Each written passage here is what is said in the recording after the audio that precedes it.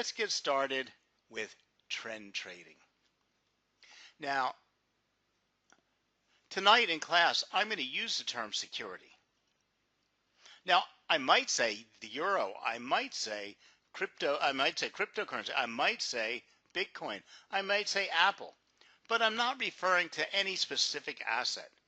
In tonight's class, we're talking about any publicly traded financial instrument in which a market exists. But it gets more interesting if we're talking about something other than just saying security, security, security. Same thing, I intermix the terms investing and trading. Typically, an investor takes a long-term position while a trader takes a much shorter-term position. In either case, the basic concepts and techniques presented in this class are equally adept. Now, whenever I'm giving a webinar, whenever I'm giving a seminar, whenever I'm doing a one-on-one training or doing a presentation, the first thing people ask me is, what should I buy today? What should I sell? What will prices be tomorrow or next week or later from now? But wouldn't investing be easy if we knew all the answers to these seemingly simple questions? But to be honest with you, I don't have a crystal ball, and I don't have a Ouija board, and I don't know anybody who has them, either. So if you're attending this class in the hopes that technical analysis has the answers to these questions, I'm afraid I have to disappoint you early. It doesn't. However, if you're attending this webinar with the hopes that technical analysis and trend trading will improve your investing, I have good news for you. That it surely will do. Now, let's start with the basics on trend trading. Now, we're not here tonight to learn about trend lines. Okay? We're not here to really learn all about trends. We're here to put it together in a strategy. But if you follow my philosophy or my understanding that prices, well, first of all, that price action completely controls the market. No indicator, no strategy, no anything. It's simple price. And what we're always trying to do is we're trying to interpret price. We're trying to understand what it's trying to tell you. But at the same time, if you believe that price is totally random, and it surely is, because if it wasn't random, we'd all be able to make a fortune. But price is all based on human beings, human decisions. So if you understand that price moves in a random fashion, that's very, very difficult to predict. There are certain times that all of these stars fall into order and you get non-random movement. These are times that the assets are moving in specific patterns. And these patterns are called trends. Now, an uptrend is a series of higher highs and higher lows. A downtrend is a series of lower lows and lower highs. And price very rarely moves this way. Price moves in push, ease, push, ease, push, ease, push, ease. And it's constantly making a higher high, and then the low it makes is going to be a higher low than the previous low. It's going to push up to a higher high and then make a lower high. Just the reverse is true in a downtrend. Now, there's no law, there's no rule, there's no requirement that price moves this way. Because price can move in any fashion that it wishes. So you could see push, ease, push, ease, push, ease, push, ease, and price is still moving upward. So you have what we call qualified trends, valid trends, weak trends. Okay. Now, if you understand that the market offers thousands and thousands of opportunities every day, that the best traders find only high probability potential trades. In other words, you can have all the indicators you want. You can have all the oscillators you want. You can have all the strategies you want. But you only can pick out the best trades. So if you believe in trends and trend trading, what you're looking for is only the well-developed trend when it is following the rules of higher highs and higher lows. When you can identify that particular pattern, you know the asset is moving in a non-random fashion. Now, trends are created by powerful underlying economic factors, which may not all be that all clear for those who are not familiar with fundamental analysis. But the simple pattern created by price action in response to those economic events can often be identified through methods that are easy to learn and apply. Thus, the retail trader has as much potential success as the most experienced analyst if he can control his emotions and behave logically. Now, to apply the strategy, we must first be aware of the existence of a trend. Without identifying a trend, we would be gambling. We'd be guessing. We would be doing anything. Now, notice I haven't said the word trend line. Okay. Trend line is a rule-based application that you put on a chart. It isn't necessarily a trend, because the only real definition of a trend is prices moving up or prices moving down. But there is, like I said, a valid trend. And when we have that valid trend, that is a series of higher highs and higher lows, or lower lows and lower highs. Now, both fundamental and technical analysts can be employed for identifying a trend, and both of them have their advantages and drawbacks. It is in general a good idea to use a combination of them, deciding on the trend's character and deciding on our entry and exit points. General observation of the market swing points is the first point of call in determining if a market is trending. If you do not see the pattern of higher highs and higher lows, or lower highs and lower lows, but instead you see a sideways price movement with no obvious general up or down direction, then you're probably looking at a range-bound market, or one that is simply chopping back and forth. So remember, you shouldn't have to think too hard about whether a market is trending or not. Most traders make trend discovery way too difficult. I've seen people all looking for waves and cycles and everything else. All we're doing is looking for a well-established trend. It's the first step in our trend trading strategy. Because if you can't find this well-developed trend in the asset you're looking for, then there's no sense in trying to apply the strategy. So make sure you mark the swing points on your chart, and you draw your attention from them and help you see the pattern of higher highs and higher lows, or lower highs and lower lows. Now, you must first choose whether you want to employ technical or fundamental analysis for this method, or a combination of both. Well, the fact is, this is one of the few times that technical analysis is much more reliable than fundamental analysis, and much easier to do. Because remember, the definition of technical analysis is really chart analysis. Anything and everything we do on a price chart falls in the field of technical analysis. So looking at the price chart and finding a well-developed trend is much easier than looking at all the fundamental analysis and saying you think the dollar is going to go up because of this reason, that reason. Because the dollar can go up, but it may not be in a well-developed trend. So fundamental analysis can provide you with information which can predict the strength and the length of the trend, while technical analysis can show you how it develops.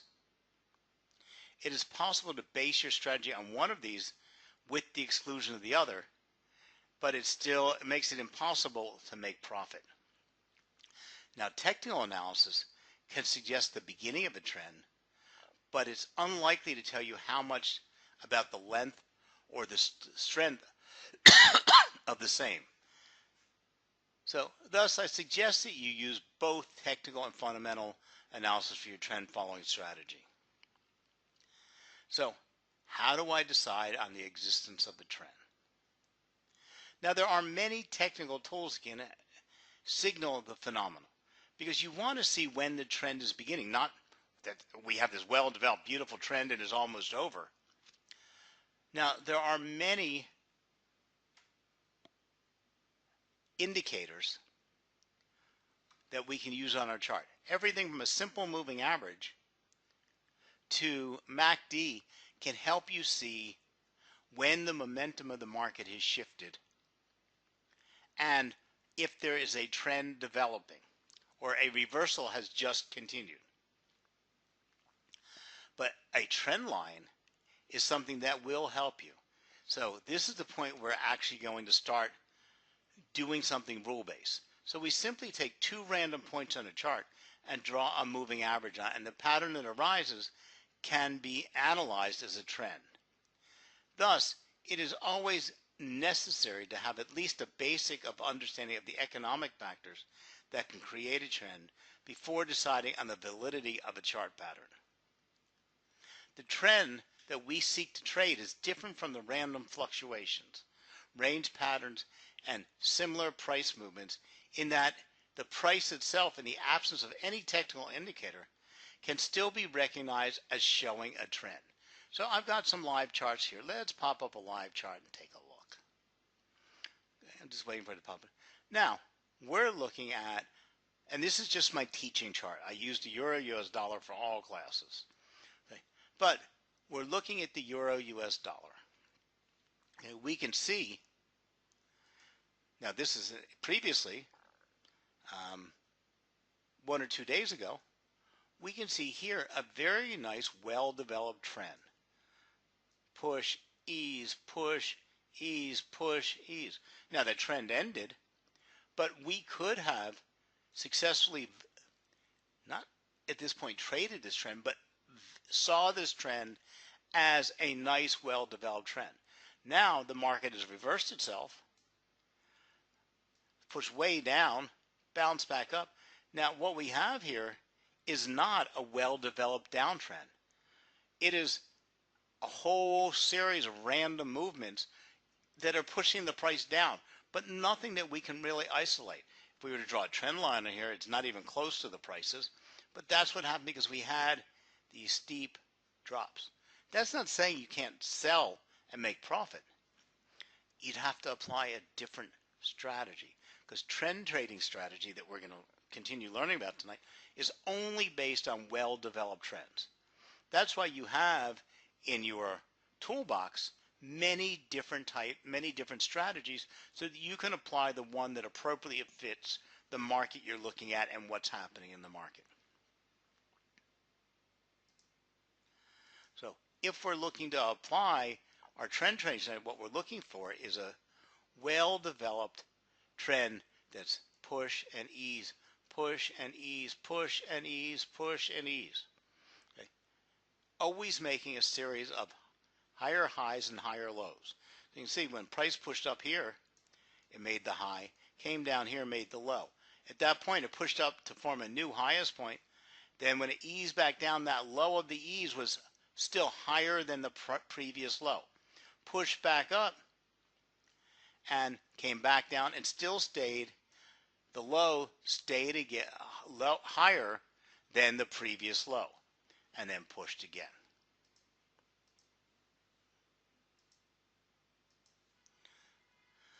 So here we can see two beautiful developed trends. Here we have a beautifully developed downtrend.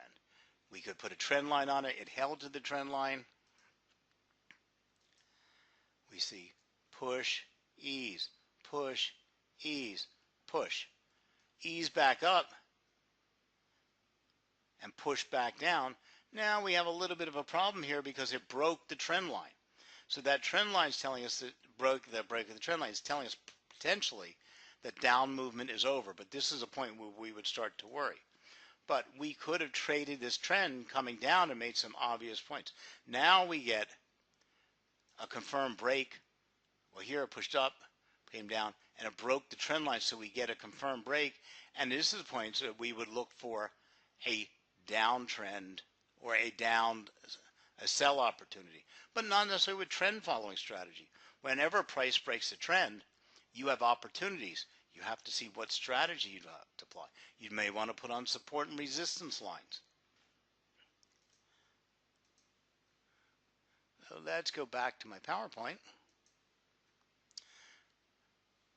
So the trend, hold on, the trend that we seek to trade is different from random fluctuations.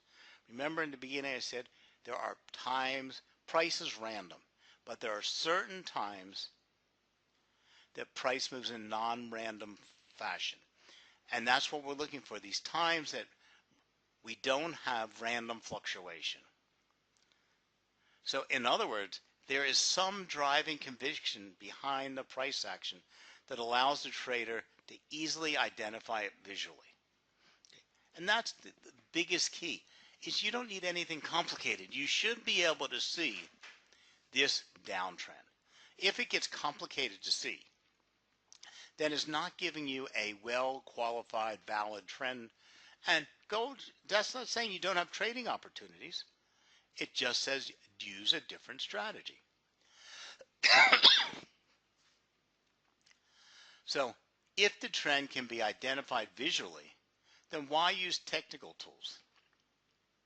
Well, even though we can notice the existing trend, we still need technical tools to trade it and to time it. Because once we've seen this developed trend line, okay, that doesn't, we see price moving in it, but it doesn't tell us anything about how strong it is, if it's going to overbought and oversold territories, at what point to enter a market, at what point to exit a market. We need other pieces of information to put together our strategy. So trending markets tend to make strong moves in the direction of the trend, followed by a period of consolidation or a counter trend retrace before the next leg in the direction of the trend. You will notice this pattern happens in almost any trend you can find. Typically, what happens to many traders is that they will make some money during the periods of a strong directional trend movement, but then they continue to trade as the market takes a breather from the trend and consolidates. It's these periods when traders give up on the gains they made when the market was moving aggressively. You need to learn to identify the different parts of a trend.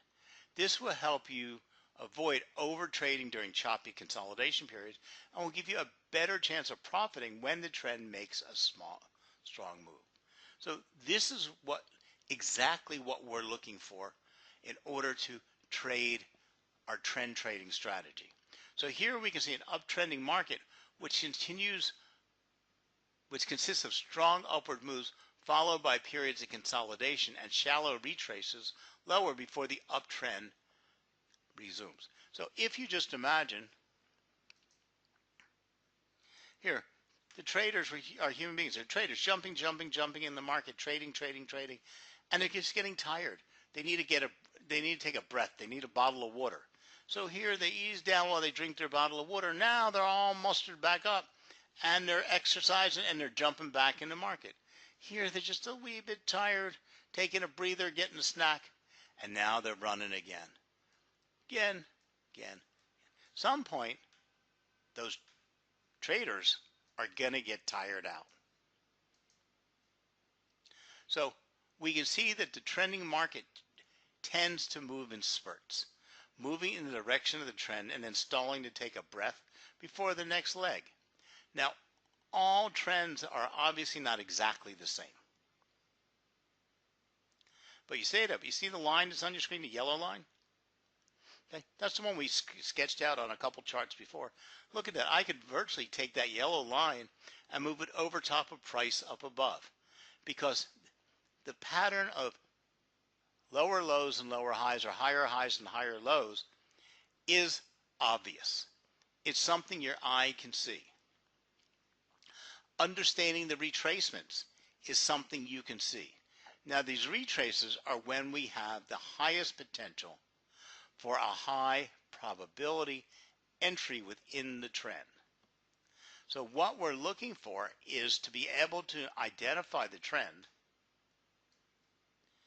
and then when the price eases down, in other words, the traders are drinking their bottle of water, sitting on the bench for a second, that we are ready to enter that market when that trend is ready to continue, when those traders are all jumping off the bench and starting to jog again.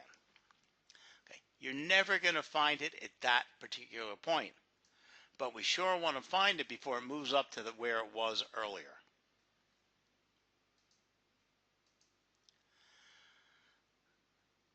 So often a market will retrace to approximately the level of its previous swing point before the trend resumes. In an uptrend, these swing points are support, and downtrends are resistance. Look at the very first diagram here, and you'll see what I'm talking about. So we can see, let me get my markers off here. See the red lines drawing across? We can see exactly where that retrace should have stopped. Okay. See the swing high here? Then we have the swing high here, and we can identify these, but that's not ready to make us trade. So these support levels result after the market began to retrace lower within the structure of the broader uptrend. Now, market timing is everything. Market timing never works when one is trying to predict a reversal point on a technical basis. However, market timing in the context of a trend with the purpose of picking the counter trend extremes and using them to enter a trade is necessary and profitable. Now remember, most platforms, especially Alvexo, give you the opportunity to place either a market order or a limit order. A market order is telling the platform to execute your trade at the moment. The limit order is telling the platform to execute your trade at a specific price. Now, if you can identify the pushes up and the pushes and the lower lows and lower highs, when the market starts to retrace, you can tell it, the computer system, based on your calculations, that if the price drops down to this level, to execute a buy for you. And so it may not be the very bottom that it goes to, but you're going to execute it at the price so that when it turns back up, you can go. But you don't want to do it here. You want to make sure you've analyzed where that bottom should be, because you would also put your stop loss right below where you would think that bottom should be. So it doesn't, if that counter trend move turns into a reversal and the asset starts falling down that way, you don't lose your shirt, because below your projection, you put your stop loss. So if the asset doesn't bounce off of that level that you had suggested and bought, you want to get out of that market quick. Now, this is only the beginning, because we're really not ready to place a trade yet. So the purpose of picking the counter trend extremes and using them to enter a trade is necessary and profitable. And there lies the main principle of a trend following strategy: recognizing the trend, identifying the counter trend moves, and using them to enter a trade in the direction of the trend. Now, at this point, some technical tools can help you do this also. The best tool for trend followings are supplied by moving averages and by simple price charts. Bar charts, candlesticks, and many others can equally be useful and employed with moving averages. It's also possible to use moving average crossovers and a myriad of other methods. But whichever you choose, you should ensure that you do not complicate the main aspect of your strategy, which is trend following. Now, MACD is one of the ones that will help you best, because MACD measures the momentum of the trend and also will help you see when the price should be returning to its up or down trend. In other words, it'll give you a transaction signal. Now, if you want to trade on a weekly or daily basis, the 100-day moving average will probably be able to capture most of the important trends for you. But we're here because most of us are going to be CFD traders. So we're not looking to trade on weekly or daily basis. We're looking at trading on short-term basis. So we'd want to use about a 20-period moving average. Anything with a longer term is likely to be meaningless because it's too much data that needs to be discarded in any time frame that is too much below the 100-day period can be too sensitive to price action. But as usual, one can use other time frames below 100, provided it doesn't clutter a screen with lots of indicators, charts, and tools. So here we see the perfect example. And look at this. You could have traded the trend up and down. Here's the price is easing back down. Here is the bottom. You take that counter trend move. You buy into the market. You can follow it all the way up here. As long as you don't freak out at the consolidation, because as long as it stays above the swing low of the first entry, you're perfectly fine.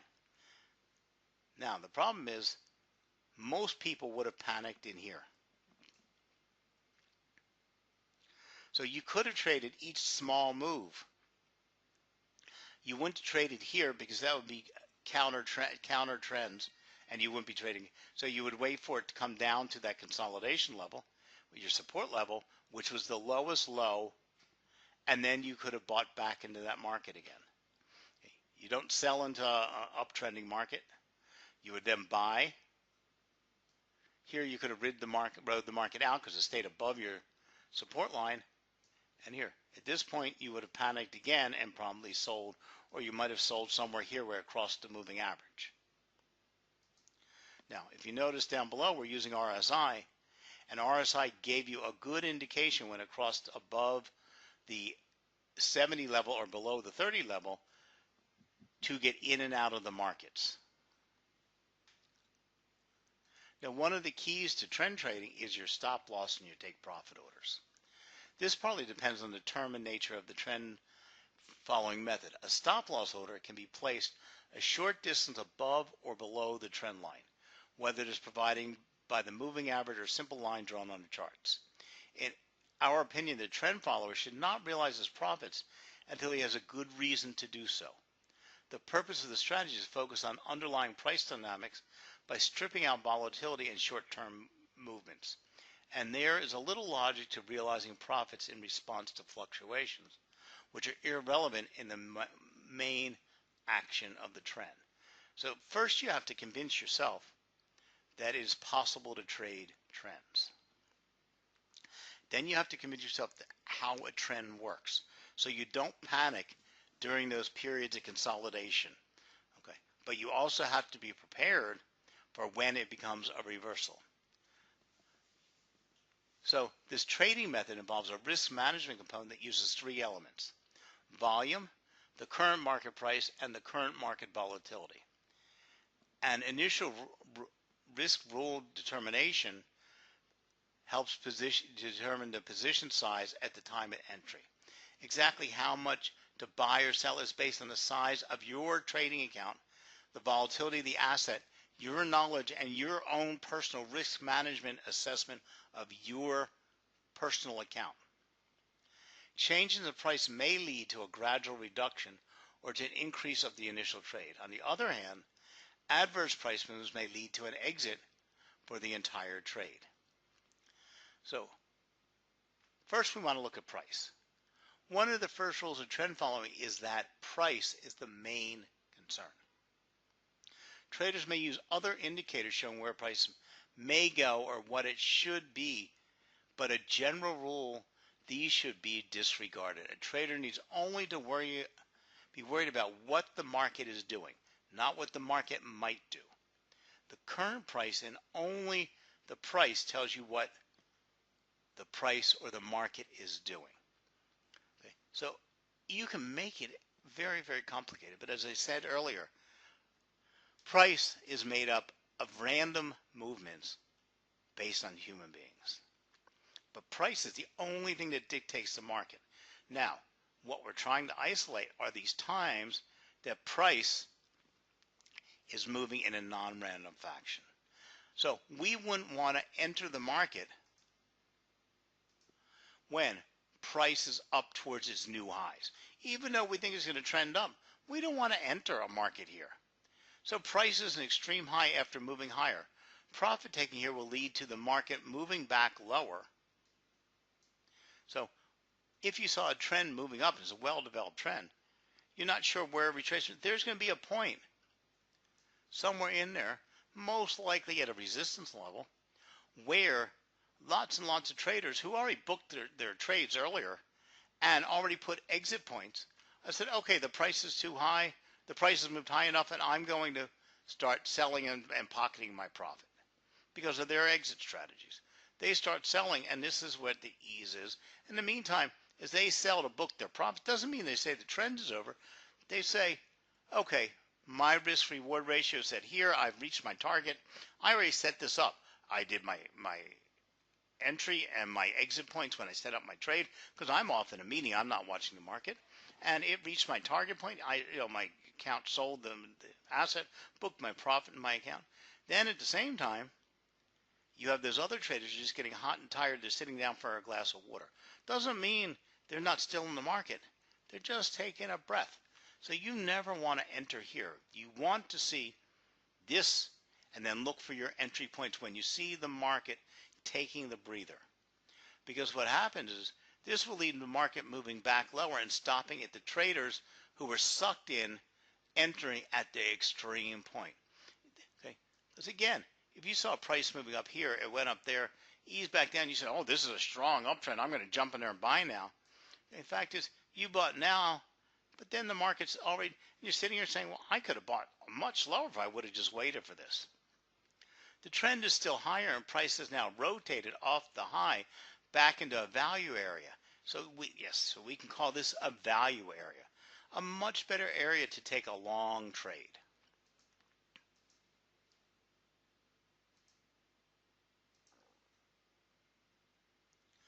Now, money management and risk management are incredibly important because you have to be able to see the volatility and whether you can afford, based on your money management, your risk management, you can afford to make this trade.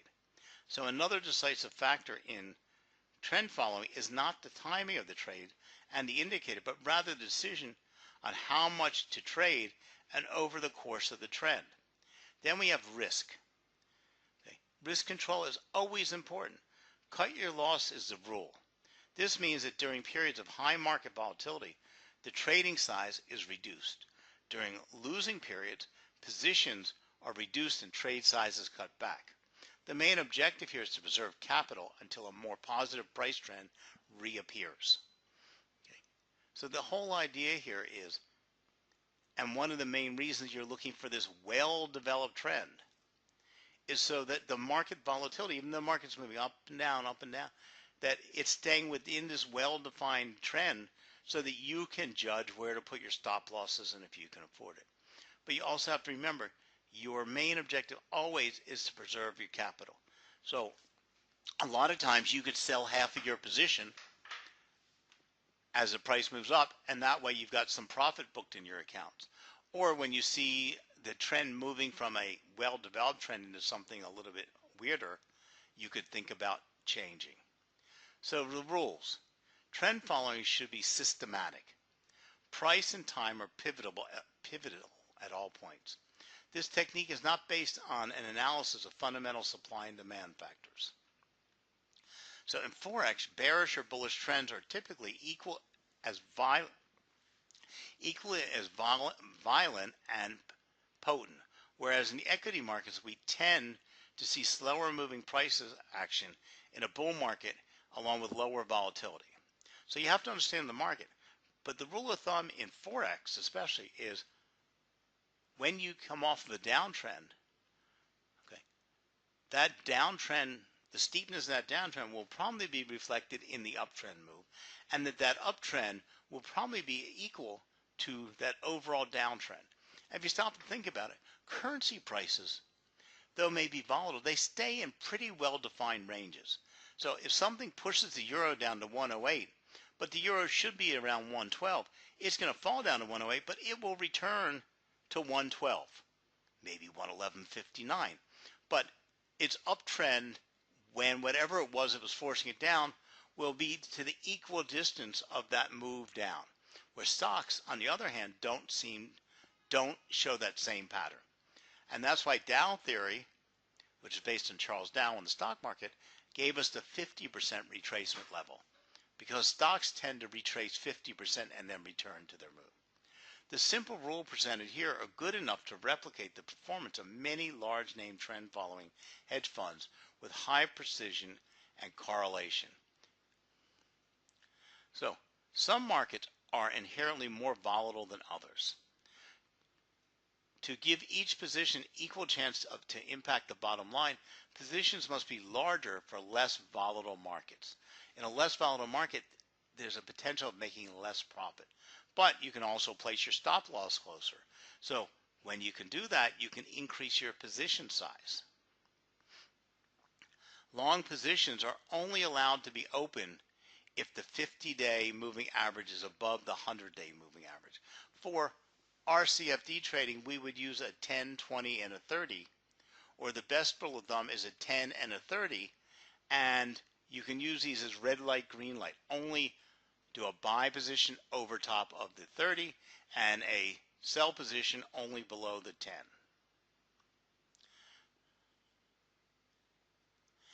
Enter long positions on the new 50-day high.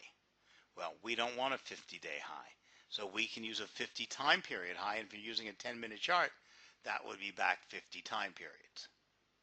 So there's an old adage that says, the trend is your friend until it ends.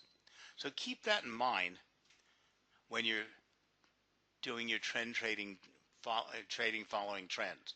But keep calm and remember what I said. The market offers thousands of opportunities every day.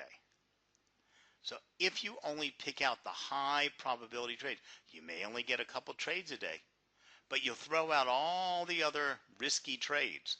And you want to look for that well-developed trend when you're following this method. Okay. When you see that beautifully well-developed trend, you can then make some decisions, first by isolating the swing highs and the swing lows, figure out where the higher high is and the higher low, mark them on your charts, bring those lines forward, and then use them to set your entry and exit point. And before you know it, you'll be in there trading pretty well. But the basis is one line pretty much sums it up, and that's your trend line. Okay. And so when the trend doesn't continue, the traders often advise to look to mitigate the loss so the reversal doesn't damage their trading account too badly. In an effort to be more precise as possible, many traders will move down to a lower time frame in an effort to get a more detailed look at a move inside a larger trend. So one of the best ways to isolate this is we're going to trade using a 15-minute chart, maybe a 10-minute chart. Okay. If you start out using a 4-hour chart as an environmental factor, a 4-hour chart is the best place to spot the trend. Maybe even if you want to go down to a 1-hour chart and see the actual well-developed trend. Because when you move into a 15-minute pattern, 15-minute chart, you're not looking at enough of a trend. You're looking at actually probably the middle of a retracement.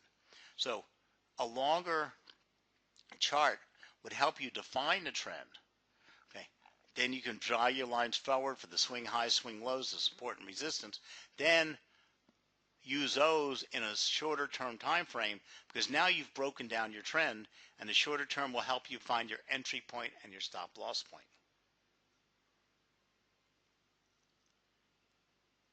And you can combine these with indicators, like I said in class. RSI and MACD will work good. RSI will show you when the trend is overbought or oversold, and and MACD will actually give you transaction signals as well as overbought and oversold indicators. Now, how do we exit a trade? Okay, that's a toughie.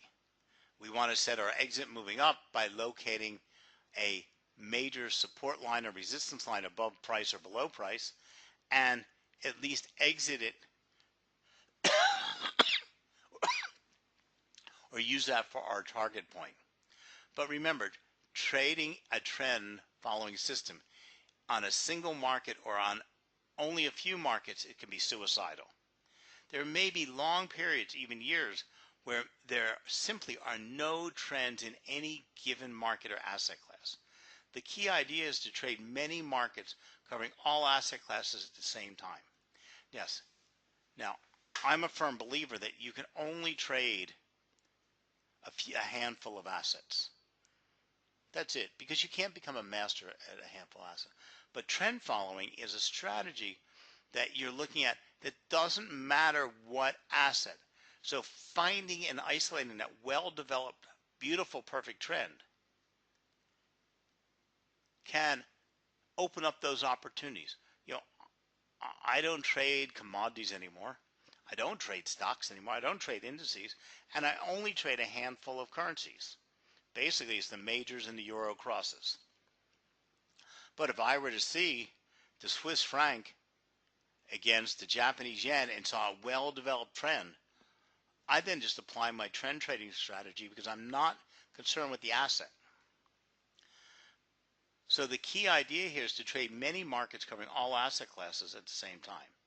If you fail to do so, the strategy will simply not work because you just don't have any opportunities. The investment universe you choose will have a much greater impact than tweaking your buy and sell rules. So choose wisely. You should choose a broad set of markets and avoid too high a concentration in any single sector. In the long run, a healthy balance between all major market sectors yields the best results. Because trends develop for a reason. Perhaps due to a shift in the economy's fundamentals, trends show a bias that has existed on the charts. While the future is opaque and unpredictable, the bias may continue. And that's why so many traders are looking towards trading trends. Now, after all, the future is unknown and nobody has a crystal ball that will magically foretell tomorrow's prices. But the fact of the matter is that biases in the market do exist, or what I said earlier, non-random movement. Trends do take the place for a reason. In many cases, those trends may continue. The types of strategies are endless. So there are easy ones to supply. The simplest trend trading following strategy is using moving averages. The variation which can be exhibit are many. They can use 2 or even 3 moving averages. For us, there's a great trend following strategy using a 10, a 30, and a 60 moving average, and using the crossovers and when the moving averages fan out, when the longer term, shorter term fan out against each other or fan into each other.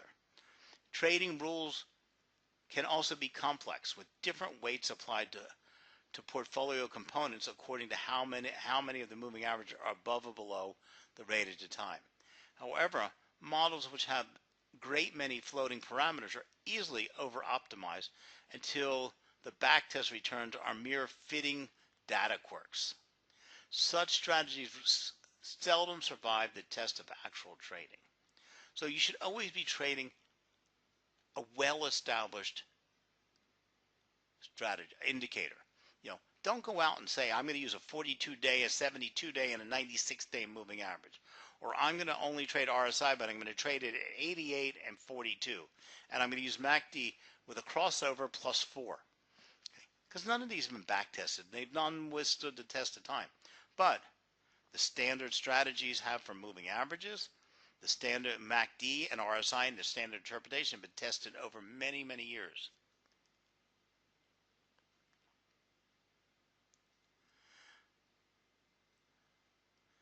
So, and always take into account volatility, because an asset can be trading up with a well-developed trend, but it could be a very steep movement, which that causes high volatility. And use volume for confirmation.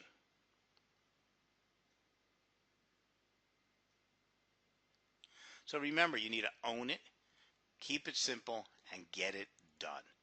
Keep it simple is the crux of it all. Too many traders have too many lines on their charts, and the more lines you put on there, the more likely you're going to get false signals. They're not going to work in conjunction. They're going to do it. Price is the ultimate control over the market. So price action, well-developed trend. Can't find a well-developed trend. Maybe you find a triangle. Okay. And remember, indicators are secondary support pieces of information. See, too many traders who want to put lots of indicators on the chart. If you think of price as the ultimate control of the market, now sometimes it's hard to interpret price. Moving average helps us see a trend easier because it smooths out all the noise. Indicators you can think of as interpreters. What happens when price is speaking a different language that you can't understand at the moment, sometimes an indicator can be your interpreter. Okay? But it's never the speaker. It's only the interpreter of what price is trying to tell you. And on that note, I'm going to say goodnight to everybody. Thank you very much for joining us. Thank you for trying out Alvexo. If you wanted to learn more about trend trading, you can go to www.alvexo.com and go to their trading academy. And there you can find everything you need to know about almost all the trading strategies out there. And thank you for supporting investing.com. And remember, this webinar will be posted when it's been edited and cleaned up on the investing.com website. So have a great night now, and once again, thank you for joining us. Good night.